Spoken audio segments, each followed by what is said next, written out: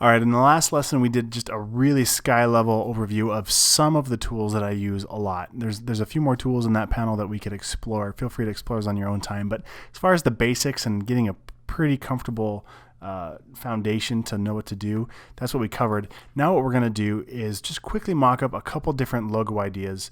And the purpose in this is so you can kind of see my workflow.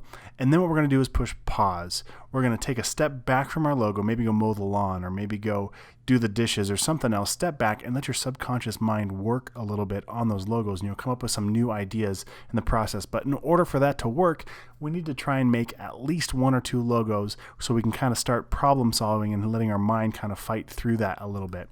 So I'm going to delete some of this extra junk that we were working on in that last video. I'm going to come back up here to my Derek Mitchell text that I've already outlined. I'm going to drag a copy. Hold on, Alt, click and drag.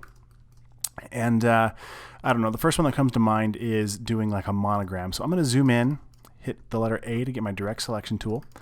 And I'm going to click once on the letter D.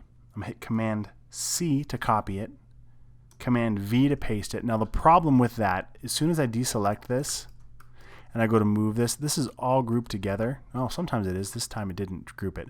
But sometimes these are all grouped together as one. So then what I would do, with that selected, I hit Command X to cut it so it removes it from that group, and then hit Command F to paste it back where it was. Okay, hopefully that made sense. It might not have, but just trust me here. I'll click one more time on the letter M. I'll hit Command C to copy, Command F to paste, and that pasted it right on top, so now I can drag up. I'll click off and click back. There we go. That's what happens sometimes. See how that left it as part of the other group? So to get rid of that or remove it from the group, there's a couple things we can do. One is just hit Command Shift G. It's the same as going to Object, Ungroup, and that'll ungroup all of the letters, which I don't want to do that though. I want to leave these still selected. So I'm going to hit Command Z. So there's still one group. A way to cut that out but still leave this all grouped, I'm going to hit the letter A, click once in here, hit Command X to cut it, which physically removes it from that group, hit Command F to paste it back. Oh, all that work. And now we have these as one group still, and now this is separated. Hopefully you're tracking with me, but it's just the way it is. It's just how we do this. Okay, so one idea I have is to reflect this letter D. So I'm going to hit the letter O to get my reflection tool, and it's fine in the middle. I'm just going to click from the left, holding down the Shift key, and drag to the right. So now it just reflected that. Now I'll move this over, and I'll kind of align these up together. So there's one idea. I'm going to drag this up, hold on Alt and drag a copy, zoom back in, and now I've got another idea. Let's maybe knock out this stem so it looks like the D is kind of coming off of that letter M. There's a few ways we can do this. The first, actually probably, let me just see what happens here. We're going to drag this right over the top, and I'm going to hit the letter M to get another rectangle, and I'm going to draw right over the top of this guy here. Stick with me here. And I'm going to use that to knock out this letter D. So what I'll do is I'll go to Window, go down to Pathfinder, and now with this window, this is kind of like the shape builder tool, but we can see what it's going to do here. So sometimes if you've got a lot of elements to work with, or in this case, I don't want to get mixed up with the letter M, probably the fastest way to work would be just Shift M, Command click on that, and now I can hold on Alt, let's see, Command Shift, click on that one too. So I've got the rectangle and the letter D selected, hold down Alt, and I can erase away from those. And see how quick that was? That works pretty good most of the time.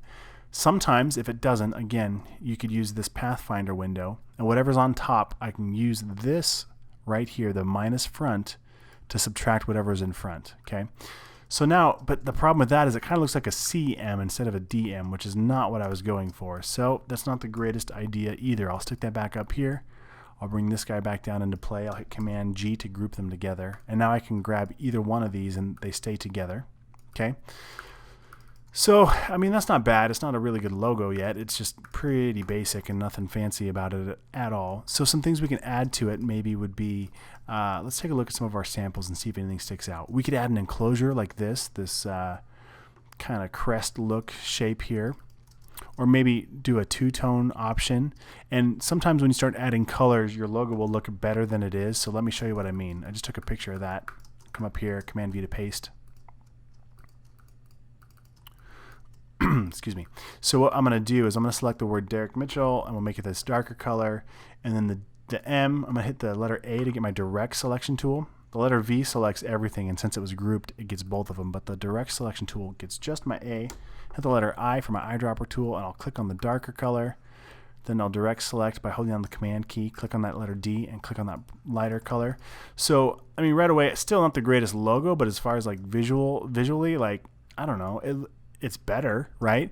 But it might be a crutch. It might be a terrible form, and we don't know that if we're starting to apply color, and we like the color, but then if we were to go put this into black and white, we might realize that it really isn't a good solution. So, and at this size, it looks like OM instead of a DM. So we have some issues there we need to work through. Okay, so that's part of my process for creating a look. And you know what? I don't want to spend too much time here, so I'm just going to drag a copy up, Command G to copy, to group both of these, so now they're one group. And let's play with this a little bit further. This time I'm just going to draw a shape around it. I hit the letter M to get my rectangle tool, Command Shift left bracket to send that to the back that we just did. And I'm going to make my fill white, and I'm going to hit X to bring my stroke to the front, and hold down Shift and click on this color. Now the reason why, if I just, let's step back, Command Z, if even though my stroke is in front, if I click on a fill color, this is a fill color, not a stroke color, it'll apply the fill color.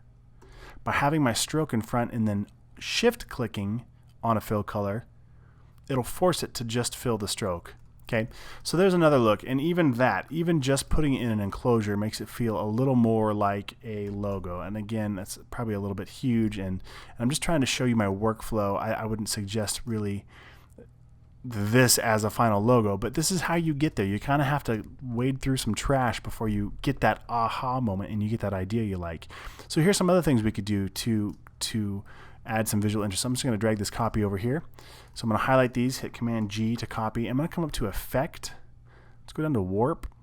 Let's try Bulge. Let's just see what that does. So I'm going to scale this back just a touch.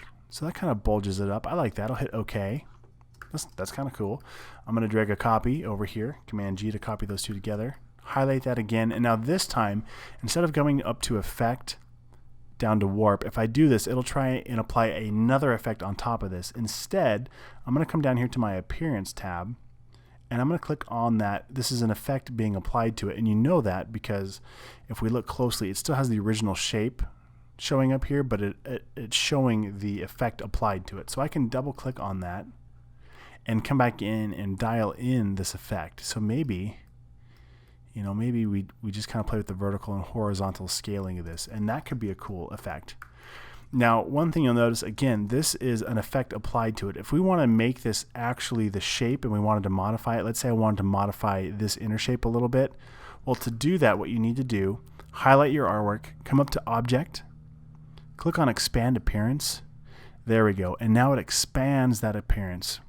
One other thing you'll notice, though, this is still a stroke.